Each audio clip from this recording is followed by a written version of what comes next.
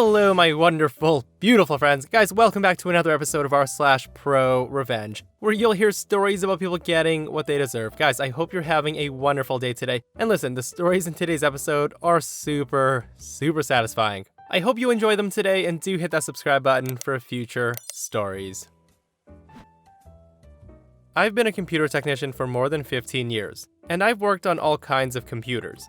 Everything from tiny point-of-sale computers to large rack server computers. This story took place about 5 years ago. I was at my local church and had just sat through a long sermon about generosity and giving to those that need help.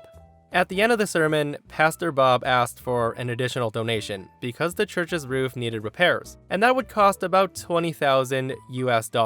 That's right, 20,000 freedom dollars for a new roof. So after the service, I'm talking to my date. Pastor Bob walks over to me, and I said hi, and he introduces himself. We ended up talking a bit, and Pastor Bob asked what I do for a living. I tell him that I'm a computer technician with a shop. As I'm telling him, I have a feeling he already knows what I do. Pastor Bob then asked me to have a look at his laptop, since it's being very slow, so I agree. I turn the laptop on, and I hear a clicking noise. This clues me in that it's probably the hard drive, but I can still access the data. Now, this is a good thing because it means I can probably recover the data. So I tell Pastor Bob that the hard drive is dying and it needs to be replaced. I also tell him that I can probably recover the data. Pastor Bob asked me how much it would cost to fix it. I tell him for most people I would charge around $250. However, I feel I can donate my time, so I would just need about $60 for a new hard drive. Pastor Bob agrees, so I write up the invoice. The new hard drive was $60, the labor was $0, the data recovery was $0, and it would take 2 to 4 days for repair. Pastor Bob signs the invoice, and thus I take the laptop to my shop. I open the laptop and get the hard drive out and connect it to my recovery rig. I set up the recovery to clone the data to a new hard drive, but not the new one for the laptop, a high-end storage drive. I go home after locking up the shop. Next day, Monday, I open up the shop and check the recovery rig. It's still working, but will take at least 10 more hours, so I start to work on the other tickets. Then at closing time, I lock up and go home. Next day, Tuesday, I've had Pastor Bob's laptop for 2 days. I open the shop up and check my recovery rig, and good news, the recovery completed 100% of the data. The report says the hard drive developed too many bad sectors. Now, I have a choice to make. I could put in a 1TB hard drive for $60. Or, for the same price, I could put in a 120GB SSD. I then thought to myself that I could pay some money out of my own pocket for a 240GB SSD for $100. I decide why not, and put the 240GB SSD into the laptop. I then clone all the data to the new 240GB SSD. An hour later, the clone is done, so I check everything, the laptop works great, and it's exactly how it was before the hard drive died.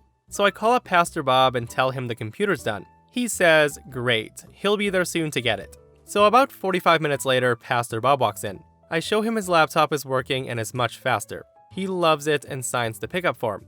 He then pays me with a check for $60. I tell him thanks and then head out to deposit the check after closing. So that Friday at the bank, I'm informed that Pastor Bob's check is void. I'm thinking, what? Why? I was told that Pastor Bob had placed a stop payment on the check. So consequently, I called him and he ignored my call. So I go to church on Sunday. Pastor Bob gives a sermon about not lying. I walk up to talk to him and he avoids me, so I leave and decide that I'm just gonna write it off. I spent $100 and some time to do something nice, and I get nothing in return. So a few weeks later, a customer walks in looking for a new computer. To welcome him, I offer him a drink and go over the options. I'm chatting him up and he tells me he's a contractor that mostly does siding and roofing. He's thinking about offering solar. That's why he was getting a new computer. I ask him how much does a roof cost. He says up to $10,000. So I ask him why someone would say $20,000, and he had no idea. I thought it was strange. So I then asked him about the church. The contractor said it would have been a simple fix around $5,000, and he could probably do it for less. The contractor ends up buying a nice new laptop. Sorry the setup took so long, the revenge starts now. Now, something about what the contractor said bugs me later. Why would Pastor Bob lie and say that it's $20,000 for a new roof? And why would he stiff me for $60? I then remember that I have never cleared the recovery rig storage drive. I check it and there's Pastor Bob's laptop data. Now I decide to have a look around, as it's slow and I'm caught up on repair tickets. Fittingly, I look around a bit. Now, I can see he has all of his logins stored in a folder on the desktop, including his online dating logins. Did I ever mention that Pastor Bob is married? So I start printing his online dating messages. I look back to find that Pastor Bob had been adult hugging. He's been chatting up several women from his online dating, and he had been paying for dates from the church's donation fund. At this point, I'm getting really angry. I then realized that he's adult hugged the woman that I was dating when I was dating her. It was then that I decided to break Pastor Bob. I printed out all of his dating messages and even had the time, dates, and locations for where they would meet up. The only thing I refused to print were the naughty pictures. It was a pretty impressive packet. I then decided that I need copies of the packet. Therefore, I ordered 100 packets printed from a major online printer. A few days later, my order of revenge packets arrived. These revenge packets are amazing. They're double-sided, staple-bound, with a cover with Pastor Bob's face on it. So now the conclusion, and I think it's worth it. So I go to church that perfect Sunday. I show up a bit late. Everybody's in the church, so I put a revenge packet on each car. I also have a few revenge packets that are in yellow folders. Fittingly, I put them in the mail. I sent one to all the higher-ups in the church and sent a special packet with some of Pastor Bob's naughty pictures to Pastor Bob's wife. I set the return address to the church. I also emailed a bunch of people the revenge packet from a new email I created. A couple weeks later, I went back to the church. Pastor Bob was gone, and so was the wife. Several of the women were gone, including the one I was dating. I asked one of the important people there what happened, and the answer was amazing. I was told about the revenge packet and how everybody had gotten one. The day my revenge packet appeared, the sermon that Pastor Bob was giving was about the evils of adultery and cheating on your wife. Thank you, church calendar. So the fallout. Pastor Bob was fired and shunned. Multiple women from the church have not returned, including the one I was dating. Pastor Bob's wife is divorcing him, and she's the one that owns the house and the cars. He's also being sued by several people, including the one that fixed the roof. He never paid any of them. There were also rumors of a criminal case for embezzlement. No one has seen Bob in a while now, and the church might close if they can't find a new pastor. But the church's money is also very low. Apparently, he also spent over $30,000 in online gambling. What in the world, my friends? All of this over a $60 stopped payment. The pastor definitely should have known that something like this was gonna happen, sir. Never screw over the people who have access to your data. And never have all of your logins neatly stored on a folder on the desktop. If you ask me, he almost deserves what he got for being so not smart. I don't want to call him dumb, that's too mean. So, I worked as a front desk agent in a large luxury hotel chain for some years. One particular hotel I worked at was located really close to the downtown area, so we got a large number of young, very wealthy business people who loved to party. I usually worked the second and third shifts, which meant that I got to see loads of drunken hookups, breakups, cheating, hookers, and more. Now, this particular one, though, is one I'll never forget. So, I was working at the desk when a group of young, well-dressed men come walking in. They've all clearly been drinking, but aren't so drunk that they can't walk right or hold a conversation. One of them comes up to me and tells me that while he and his friends were at the bar, a woman was hitting on them. And even though he told her no multiple times, she wouldn't stop. So he and his friends left, and it wasn't until they got in the Uber that he realized that he didn't have his room key anymore. He says he thinks she took it, and he's concerned that she might come up to his room. He asked that I deactivate the keys, and if she does come up to the hotel, do not let her in. Now, when he was telling me all of this, it didn't sit right with me. He and his friends were all smiling about it and snickering. He then gave a clear description of her, without being asked. He told me her height, her body shape, her hair color and style, and the kind of dress she was wearing, all the while saying it in a mocking tone. Now, this could have easily been because he thought the whole thing was ridiculous or was too drunk to take it seriously, but it didn't really sound right to me. Either way, I did what I was trained in that situation. I pulled up his reservation, deactivated the keys as requested, and made him a new set when he showed me his ID, and even offered to move him to a new room if that would make him feel more comfortable. At that, he and his buddies all laughed, and he declined. He took the keys and went to their room. About an hour or so later, the woman he described shows up. Now, by this point, my relief for the night had shown up, and was sitting in the front desk as I was in the back office counting down my cash drawer. I hadn't had the chance to tell him about the woman. Just as I'm walking out of the back office with my bag and about to leave, I see my coworker buzz the doors open and the woman comes rushing in. She cuts through the lobby and down the hall to the elevators. She was barefoot, holding her heels in her hands, and I knew exactly where she was going. I then rushed up to him and told him that the man from before had told me about her. My coworker looked at me confused. He then points to the screen that had the reservation pulled up, and he told me that when the woman arrived, she went to use the room keys and they didn't work. So he asked her for the room number and last name, and she gave both, and her name is on the reservation. Now, I looked at the reservation, and down in the notes, there was a woman's name listed. The man from before was listed as the primary, but her name was listed as the secondary, with his consent to be in the room. Now, at this point, I was confused. I thought maybe she wasn't the same woman that he was talking about, but to be on the safe side, I called the man in his room and told him about the situation and that we allowed a woman fitting the description he gave to enter the building because she confirmed her name was on the room. So the guy then laughs. He said he forgot her name was on the room and asked that I remove it. Now, I was super confused. I asked just to make sure. Sir, just to be clear, the woman you met at the bar tonight was with you at the check-in hours ago and was allowed keys then, but now she's not?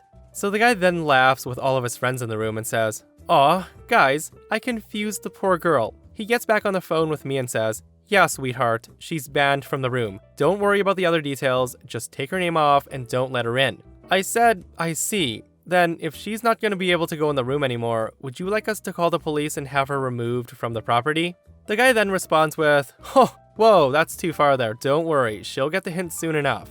We ended the call there, and I get really suspicious of this. I tell my coworker to not do anything and that I was going to stick around a bit to see if anything really happened. So a short time later, the woman comes off the elevator. She's pouring tears, sobbing while on the phone with someone. She sat down in our lobby, and my coworker and I tried to look busy while eavesdropping hard on the phone call. She was sobbing on the phone with her mom and her sister. From what she told them, she was invited out to spend the weekend with her boyfriend, meeting all of his buddies. This being their first night, they all met up for dinner and drinks.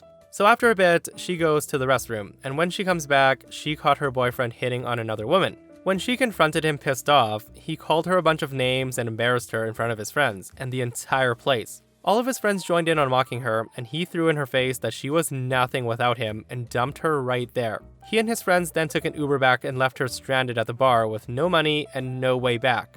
She then had to use her phone's GPS and walk back to the hotel. I then hear her on the phone asking her mom and sister for help, as he would not let her in the room to get her luggage or her wallet. My heart broke. I felt terrible. I had helped this guy treat this poor woman like crap, and now he and his friends were up there laughing at her while she's sitting in the lobby sobbing with nothing. So I grabbed her a bottle of water and brought it to her. I told her that I couldn't help but overhear the conversation and was very sorry for her situation, and asked if she would like us to help. I informed her that if he was keeping her from getting her things, we could call the police and have them force him to hand over her things so she could leave if she'd like. Or, if she wanted to let her mom or sister pay for a room, we'd be happy to give her a very low rate in a room far from him. She thanked me, took the water, and tried to calm down and talk to me about what was happening and what her options were. Eventually, we decided on her staying in the hotel for the night and figuring out the rest in the morning. As we make it to the desk, she asked me to try to run her credit card to see if it has enough for another room. I ask her what she means by another room, and she tells me that she's actually paying for the room that he's in. That his name is on the room because he booked it, but that's her card paying for everything. Now, this intrigued me. I asked why she was paying for him if the room was in his name. She told me that she's the one with the job, not him. She told me that he hasn't been able to find a job in his field since graduating from college and is essentially living off of his parents' money. But just after they started dating, his parents cut him off, so he's been living off of her money. That's why she was so upset and confused by how he's been acting all night, how he was sweet and doing everything for her back home, but since he met up with his friends, he did a complete 180 and hasn't been the same guy the entire time. Now, I wanted to tell her that it was obvious that he was using her for money, and that he'd probably blame his friends for all this to try to get back with her later on. I decided against that, so instead, I offered up a sweet piece of revenge. So I informed her that considering that she's the one paying for the room, if she can confirm that that's her card on file with some sort of photo ID, and also verify the last 4 digits of the card number, then she could, if she wanted to, kick him out of the room and keep it to herself. Also, considering how poor her night's been, if she were indeed able to prove that she's the one paying for the room, I'd be more than happy to provide her the largest luxury upgrade we have in the hotel. I'd even have my coworker fish out a bottle of champagne, all free of charge. She was taken aback by the offer and was very sincerely tempted, but she looked like she was about to say no. I then told her that since she would be upgrading her room, that would require moving her things from that room into her new room, which means the room she's currently listed in would need to be vacated immediately. I also added that if anyone were to remain in the room after we demanded it be vacated, that we're required to have them escorted off the property, or they pay for the room. It's their choice. So she then thought about it. She pulled up her card's banking app and showed me the screen. It had her full name, the card's full number, and the hold from the hotel for the room. She asked if that worked, and that was good enough for me. I quickly upgraded her, moved everything over in the system, and before I could say a word to my coworker, he was already grabbing a set of master keys, a bell cart, and was asking her what her luggage looked like since he was the one retrieving it. He did not want her to have to deal with her ex again. She smiled and told him which ones were hers and that she hadn't even unpacked yet. My coworker runs down to the elevators and up to fetch her things, while I make her a new set of keys and send her off to her new room. So once she's on the elevator, my phone at the desk starts ringing. It's the ex-boyfriend, and he's very angry about why my coworker has entered the room and is taking her things.